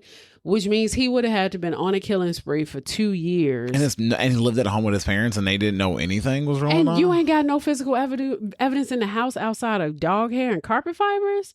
That just shows that these people are in my house. Now, here's my thing. And where was he killing them at? Because, I would assume that he'd have to kill them in the house and then take them to dump them. So, like, you're telling me he killed 28 people in his home. Then put them in the car overnight. The parents just ain't see nothing. Nothing. And then two, that just doesn't make sense to me. It's really not gelling. I'm gonna be honest. And two, I think it's interesting that you got somebody who is well known throughout the city, obviously knows a lot of people. I cannot express enough how strange it is that everybody he seemed to have been in contact with showed up dead. I'm not dismissing that. Okay, well. It's like I kind of mentioned this in a Black Belt episode when I said, like, a lot of your friends are dying mysteriously. Yeah, that's weird. At some point, this is starting to feel like if everybody like around you just starts dying, then that's a problem, right? Like, but is it you're the common denominator. Me and Kira joke about that with Murder, She Wrote. That sucks. 100%. Because why every time you showed up, somebody dead? Every time. No matter where you at. I love Murder, She Wrote. I actually just rewatched it, the whole season. Yeah. The whole show a while ago. Whole series. Last time I did that was when I was living in Hyde Park. Now I just like run through random episodes. It's so good though. It's so good. It's so good. That, you know what? That is a very Angela Lansbury. This is a very it's interesting sometimes thinking about certain times in your life. Like that was such a dope period for me because like I would come home, walk Riley, get whatever food I was getting, sleep on the couch the whole time I was watching. You know how every now and again you just like, I just want to sleep. I've been on I don't want to be in the bed. So I have no idea why, but like the last 3 weeks I've slept on my couch. Yeah. No reason, nothing's like. It's something about it. Something about it. You just like, I literally was just telling myself, I was like, okay, Dustin, we're going to my bed is literally just part of the closet at the moment. Yeah. I was like, okay, we're going to change our sheets and sleep in the bed this coming weekend. Yeah. Should probably get all the clothes off the bed. Yeah. But even then it was just like, I didn't have anything on the bed. It was just like, I wanted to have these television nights in the living room. And I mean, that couch was also very comfortable you had there. That was a nice couch. That was my granny's couch. Your granny's couch is always like a little plush. It was nice and plushy. Yeah. So also because she didn't allow us to sleep on our couch. So by the time I stayed, yes, it was still kind of new. It was only like, don't you sit on my couch? You company? No. She would wake you up out of your nap and be like, you need to get off my couch. Be like, dang. I'm just napping. But sorry, that was off topic. But yeah, that's the story of Atlanta child murders. Wow. And it's interesting watching videos of him now. There's a couple YouTube videos if you want to see some recent. Are you going to add the links to the show notes? No, probably not. Okay. Because well, I mean, I could. There are a couple on there that are pretty cool. No, I'm not saying cool, but like a retro that may be fun to share. But it's really a CNN like news thing that they did where they interviewed him. I may link that one because I think it's interesting to hear from him in recent years. Oh, it's a recent one. Yeah, it's a recent one. Yeah. Of him being interviewed in jail. Interesting. Yeah. And he's still very arrogant. I mean, I'm gonna say, is he still like... Yes, he's very smug. What has he done while he's been in prison for these last 40 years? As far as what? I don't know. You know, sometimes they'll get in and... Oh, you mean like, oh, he paints. Actually, I don't know what he does. Or he'll like, you know, they'll get in and be activists for like other prisoners and help them with things. And I probably did know, but I don't remember. They try to find... I mean, because at 40, like eventually if you're in prison for 40 years, you would assume you need to find something to pass the time along. Yes. I mean, usually people pick up a skill of some sort. Yeah, you're right. Sometimes they do have, I'm going to look it up now, but sometimes they do have things that they get into, but I didn't read like, oh, he runs the prison radio station. Yeah, it'd be like the prison radio station, or he's started, you know, local outreach for, you know, oh my God. Because can you imagine being like just even the population of how the prisons have changed in 40 years probably? Yeah. I mean, I don't know if it's would be better or worse, actually. I'm pretty sure. I mean, I'm assuming it'd be worse. I mean, it will suck either way, right? Because there's no street code anymore. People just be. Well, yeah, that's what I'm saying. There's no street code. But then also, like, you've been in prison for 40 years. So you've missed technology advancing and like all these other things. And now these little, you know, these 15, 16, 17, 18-year-olds are coming to prison. Yeah, no, true. It just seems like that would be a very interesting culture shock. Yeah, I don't see anything that this man is doing that special. He is too busy trying to get out of jail, probably. There's a lot of stuff that they did on him. Like there was a miniseries in '85 called The Atlanta Child Murders. There was a Showtime film called Who Killed Atlanta's Children. There was the one that I'm gonna have to watch that. Definitely watch was Mindhunter, which, you know, David Fincher. That's a show that's based on all of this. Then there is the Atlanta Monster crime podcast. But then there was actually a documentary on HBO too, I think. Maybe it's I'm gonna have to watch that one. Who Killed Atlanta's Children. I can't remember what the name was now. I'm gonna have to look one of these up. Yeah. So yeah, that's it. So I'll be back in 2 weeks, I guess. 2 weeks. I got 8 more episodes left. I'm gonna try to knock. When are you wrapping them? When is the season ending? Actually, we're done filming. Oh, you talking about like your season, not the. You talking about my real job? No, I'm talking about now. I know you wrapped already for your real job. No, I didn't. Oh. Our last day of filming is, well, technically the last day of filming was yesterday, but we're in wrap now. Okay. But yeah, I mean, 8 more episodes, 8 weeks, 2 more months. What's today? April. April? So okay, so like beginning of June. So yeah, so I think like right before our trip. Since I'm down, I may try to kick out episodes more since I'll have a little time just so I can get them knocked out. They're done. Yeah. Because I mean, I would assume technically then if it's your last episode will drop right before we leave. Yeah, for sure. Yeah. And I mean, that happened last time. I dropped that. Well, I was working on an episode when I went to Dominican by myself. I was working on an episode. I did Carl Panzram while I was in. I love that episode, actually. Kira's dumbass. She's slow. Something's really wrong with her. Yeah, I researched Carl Panzram while I was in the Dominican, and then I came home and recorded it. Dang, you've been recording? It's been that many years? 4. Because I started in late. When did we go to the Dominican? That wasn't last year. It was 2023. We went to 2024. No, 2024. 2024. We went to the Dominican. I went by myself 2023. Right, yeah. And so I did. That's when you stayed for like a week by yourself, right, or something like that. I only stayed for like 4 days. But it was enough because I was by myself. Yeah. And that was like a depression trip. So I was like sad the whole time. It was a lot. You were trying to reset the energy. I was trying to reset the Dominican, which worked. No, it's fine. No. I mean, I'm fine now. But at the time I was like, this is a lot. And there were couples everywhere. I was like, I don't like this. This sucks. Yeah. Yeah. This sucks. I hate being in places where it's a bunch of couples. That's why I'm always like worried about doing a resort totally solo sometimes. It's like you have to pick the right kind of resort to make sure that you're not the only single person. And I'm also just not as social as I like. I'm a huge ambivert. I've learned that that's a new term. Is ambivert completely equal? You basically are introvert and extrovert, but when you have to recharge your battery like something serious, so you will disappear for a while, and then when you do go back out, you like the life of the party.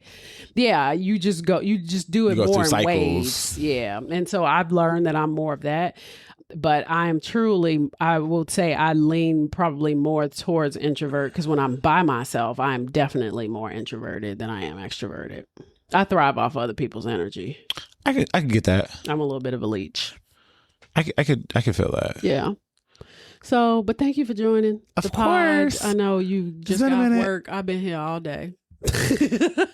But yeah, I know. And you got to come back before these next 8 episodes. Yes, definitely. I'm gonna try to get Kira on and do that. I probably won't have Sal on again. I think he did like the first 3 episodes. He about to go home. So it's that time of the year. I think he leaves. Has he ever done Chicago time summer? No. Well, yes, because we go back to work in July. Okay, so he sees the butt end of it. Yeah, he's really here for the. Pretty much here, but it's like that May, June, which isn't really. It's not. So he really gets to actually come for the Chicago summertime. Yes, 100%. Now, whether or not he'll go outside is a totally that's a whole different thing. But Sal is like starting to show his age a little bit. He like, I'm almost 50. I don't want to do none of that. I don't want to be that 50-year-old. I don't know that I don't, but I don't know that I do. I mean, and I'm not saying I want to be doing the exact same things that I'm doing now at 50, but I want to be outside still. I think I'm gonna be extra. I'm gonna be extra. But I think too, it's just because there's so much going on right now. People are scared about spending money. People are, you know what I mean? The world sucks at the moment. I totally get it. It's like, but hopefully at 50, I like have a partner and we're doing like fun coupley stuff together. Yeah, that's hopeful. You know, you got a better chance than I do. Sure. Because, everybody's gay. Gay men. Yeah, but how many gay men do you know in relationships that make it? Well, I feel like, you know what? Actually, I feel like gay men tend to find their partners when they're old. True, because they can't be hoes no more. Yeah. They fat, they gray. Yeah, they sick. Well, that's not going to be me. But they trying to hang on to their like young gay body for way long, where they can be hoes. Yeah. And then they start getting all blubber, and they like, I should probably get married. I should probably get married. I'm going the opposite direction. I'm getting rid of the blubber. So period. We'll like I want to be fine in 40. Yep. All right. Okay, so guys. This is off topic. We were just talking about children being murdered, but we're going to move on. Hope to see you next week or 2 weeks. Bye.